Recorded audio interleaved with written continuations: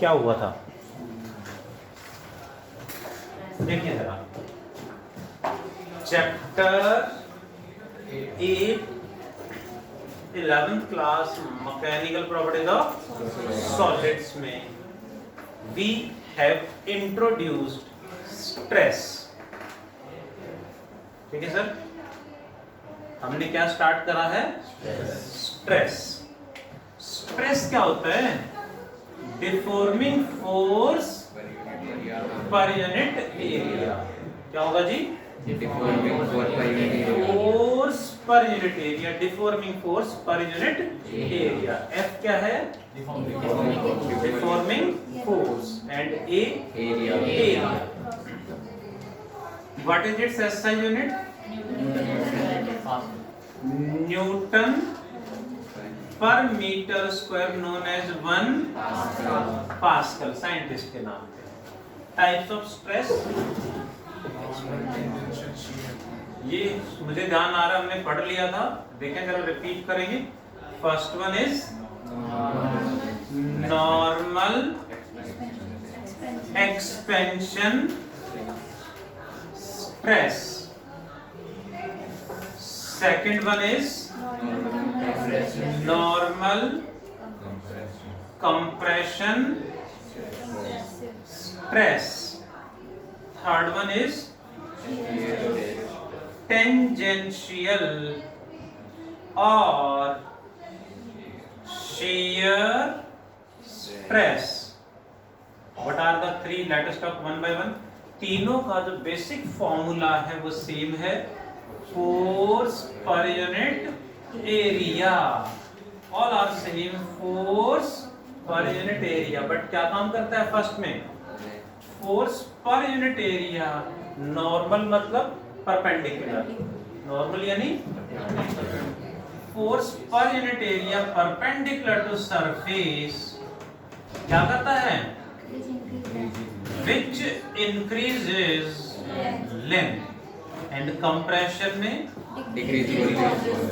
Force पर unit area perpendicular to surface which decreases volume।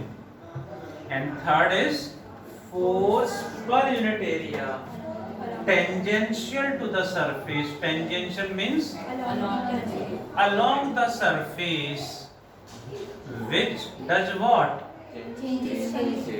which changes the shape। जो shape को change करेगा वो कौन सा होगा लक्ष्य,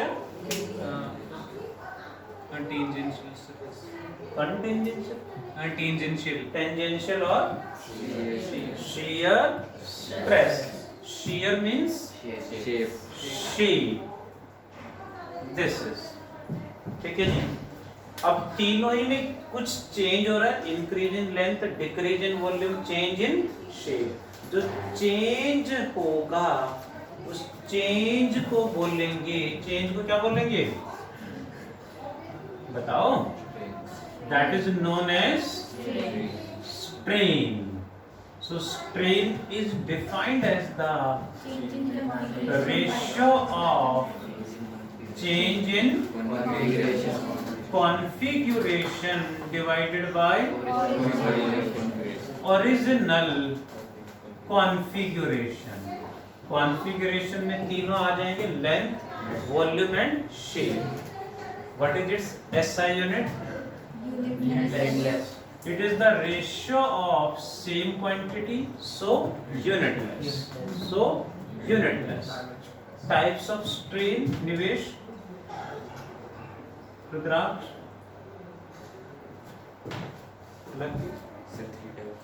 स्ट्रेस कितने टाइप का है, 1 2 3। तो स्ट्रेन कितने टाइप का होगा, सेम 3। सबसे पहला होगा लॉन्गिट्यूडिनल, लॉन्गिट्यूडिनल और लीनियर स्ट्रेन भी कह देते हैं। Second one is volumetric strain, and third one is shear strain। What are the three, देखें जरा one by one. Longitudinal strain means change in length by original length. What is delta L? Change in length. किसी wire को खींचेंगे तो उसकी length कम हो जाएगी, खींचेंगे तो लेंथ बढ़ जाएगी. तो that change in length by original length is longitudinal strain. Volumetric change in volume divided by original volume. And volumetric strain कब होगा? कंप्रेशन स्ट्रेस में. और कंप्रेशन में वॉल्यूम बढ़ेगा या घटेगा? कंप्रेस कर रहे हैं तो वॉल्यूम डिक्रीज करेगा, यानी डिक्रीज इन वॉल्यूम हो रहा है, इसलिए माइनस साइन लगाएंगे. मैंने पहले भी बताया है, जहां कहीं भी डिक्रीज होगा we must take negative sign. ये हर जगह ध्यान रखना. What about shear strain?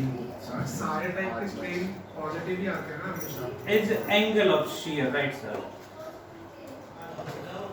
Shear strain is equal to angle of shear. Volumetric strain जो हमेशा 1 से छोटा होगा. वॉल्यूमेट्रिक स्ट्रेन, हाँ सारे ही छोटे होंगे. Is angle. अब ये एंगल मतलब क्या है?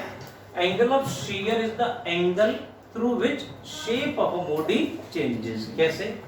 व्हाट वी हैव डन, हमने इस तरह से किसी बॉडी को यहाँ पे ऐसे फिक्स कर दिया और इस पे अलोंग द सरफेस ऐसे एक फोर्स लगा के हमने इसे, यहाँ से फोर्स लगाएंगे तो यहाँ तो फिक्स है, फोर्स लगाएंगे ऐसे टिल्ट हो जाएगी बॉडी. फोर्स लगा के बॉडी को ऐसे टिल्ट कर दिया है, बॉडी की शेप चेंज कर दी है. The angle through which shape of the body changes is known as angle of shear. Angle का फॉर्मूला बताओ जी. Radius upon R. मतलब angle equal to R by radius. R क्या है? R is the radius. R by radius. R radius upon radius. ARC. Okay R. ठीक है sir, ऐसे बोलो ना. तो एंगल ऑफ शियर क्या होगा? एंगल और एंगल क्या होता है? Arc by radius. आर्क ये होगा कितना साइड में टिल्ट कर दिया है x, बाय रेडियस ये होगी मान लेते हैं कितना l. तो शियर स्ट्रेन कितना बन गया? x divided by l. What is stress? Force per unit area. Types of stress. 3 types. Longitudinal expansion stress क्या करेगा? Decreases the length. Increases the length. And compression stress decreases the volume. Tangential stress changes the shape. जो change होगा उसे बोलेंगे strain. Types of strain. 3 types. Longitudinal, volumetric, shear. Longitudinal, volumetric, why minus? Decrease हो रहा है. Volume decrease कर रहा है, ठीक है? And shear strain is angle of shear arc by radius. Do complete fast. फिर इसमें दोनों को रिलेट करेंगे by Hooke's law.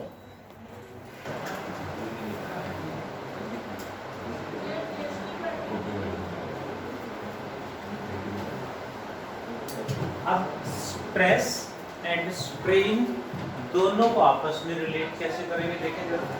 हाँ सर. Directly proportional. हाँ, तो स्ट्रेस एंड स्ट्रेन दोनों को आपस में रिलेट किया थॉमस यंग. साइंटिस्ट हुए हैं, नाम थॉमस यंग है बट नॉट अवेलेबल टुडे. आपको थे लिखना पड़ेगा. But was a great scientist. बहुत सारे रिसर्च उन्होंने बहुत अच्छे रिसर्च करे हैं. पढ़ेंगे वो भी, कुछ 12th में भी आएंगे. तो that is known as Hooke's law. Hooke's law हमने वर्क पावर एनर्जी में पढ़ा था रिलेटेड टू अ स्प्रिंग, तो नाम वही हुक्स लॉ ही रखा बिकॉज इलास्टिसिटी से रिलेटेड है। बट इन्होंने क्या कहा देखें जरा, हुक्स लॉ स्टेट्स दैट, यहाँ पे it states that stress is directly proportional to strain always, बिल्कुल बहुत बढ़िया, within elastic limit, elastic limit से बाहर वैलिड नहीं है। किसने दिया Hooke's law? Given by Thomas young. But जो वर्क पावर एनर्जी में जो हुक्स लॉ था उसी को इन्होंने रिलेट करके यूज करा था, वहीं से इन्होंने ये एक्सप्लेन करा था, तो नाम हमने वही रखा Hooke's law. Stress is directly proportional to strain within elasticity. Proportionality symbol हटा के इक्वल साइन लगाएंगे तो कांस्टेंट लगाना पड़ेगा।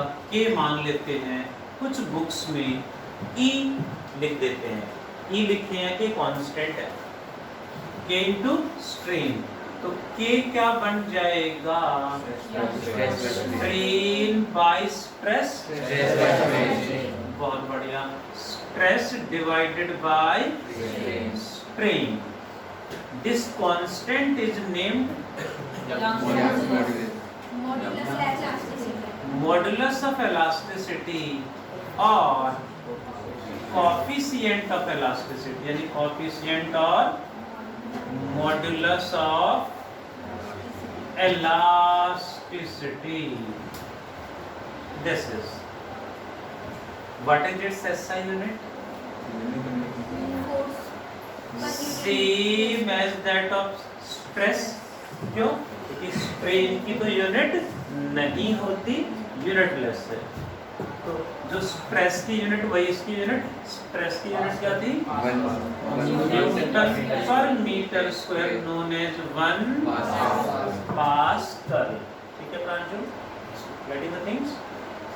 नो, सब क्लियर है, सब क्लियर है। कि प्रांशु बताएगा कि डिपेंड्स ऑन स्ट्रेस और स्ट्रेन और बोथ, दोनों पे कि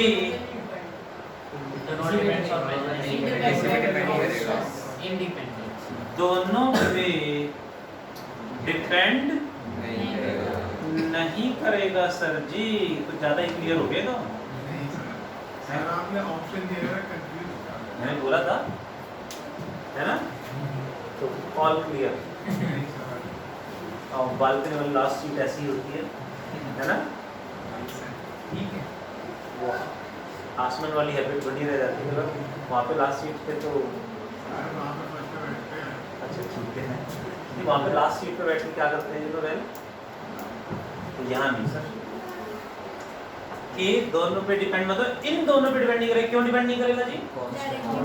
क्योंकि डायरेक्टली का मतलब ये डबल तो ये भी डबल, ये डबल तो ये भी डबल, रेशियो सेम, ये हाफ तो ये भी हाफ, यानी रेशियो जितना इसमें चेंज आएगा उतना इसमें चेंज आएगा, तो रेशियो हमेशा सेम रहेगी, यानी कि दोनों पे डिपेंड नहीं करेगा। इस पे डिपेंड करेगा कि depends on nature of material, nature of material पे डिपेंड करेगा जी। That is next types of K. K कितने टाइप का होगा? 3 टाइप का स्ट्रेस, 3 टाइप का स्ट्रेन, तो के भी 3 टाइप्स का ही होगा। So types of K are 3। कौन कौन से?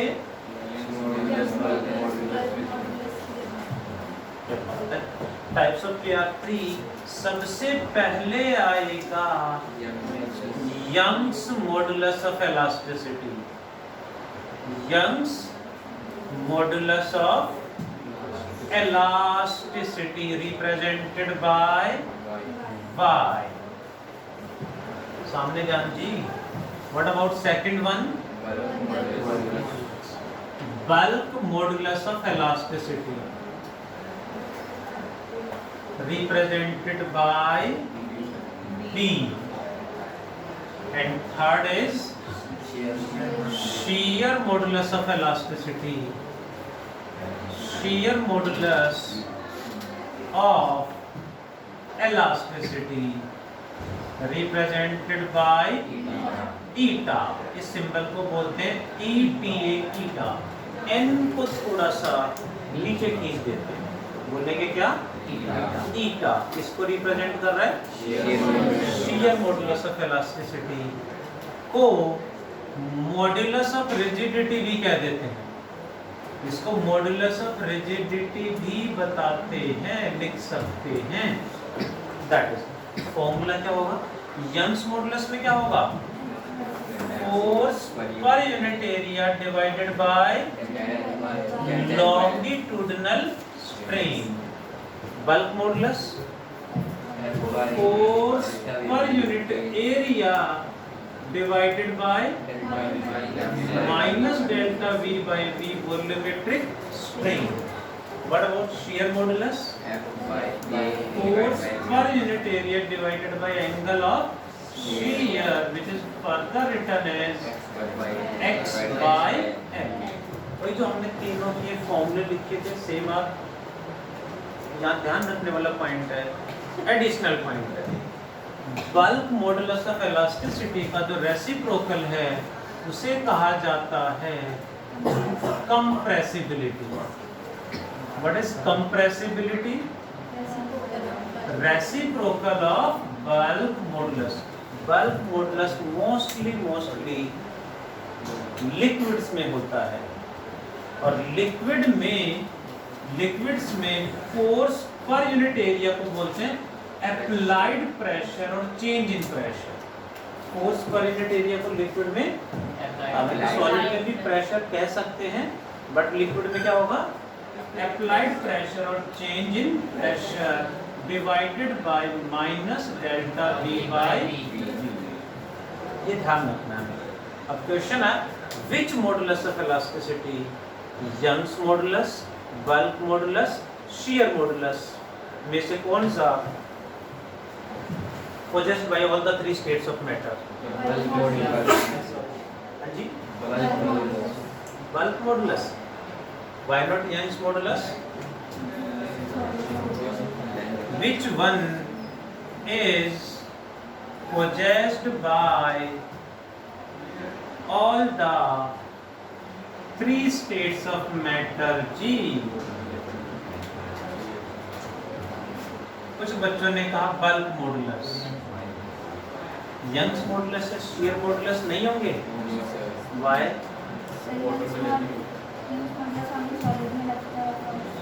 Answer is bulk modulus. हाँ जी, खुशबू बता रही है. Young's modulus, Young's modulus is related to length. Young's modulus में किसकी बात हो रही है? लेंथ की बात हो रही है. लिक्विड्स में अपनी लेंथ एरिया कुछ होता ही नहीं. लिक्विड तो इनडेफिनेट शेप होती है, शेप फिक्स नहीं होती, तो लिक्विड में अपनी लेंथ भी नहीं होती. ठीक है. And shear modulus is related to shape. Liquid की शेप होती ही नहीं है, गैसेस की शेप होती ही नहीं है. Hope you that, you know that. So only bulk modulus is possessed by all the three states of matter. वैसे मैं क्लियर करूं, बल्क मॉडुलस ज्यादातर लिक्विड में यूज होगा, बट तीनों में यूज हो सकता है. तीनों में यूज हो सकता है. Hope you got. Types of stress: expansion, compression, tangential stress or shear stress. Strain, longitudinal, volumetric, shear strain. And Hooke's law में types of elasticity: Young's modulus, bulk modulus, shear modulus. Do complete fast. हो गया? बहुत बढ़िया sir.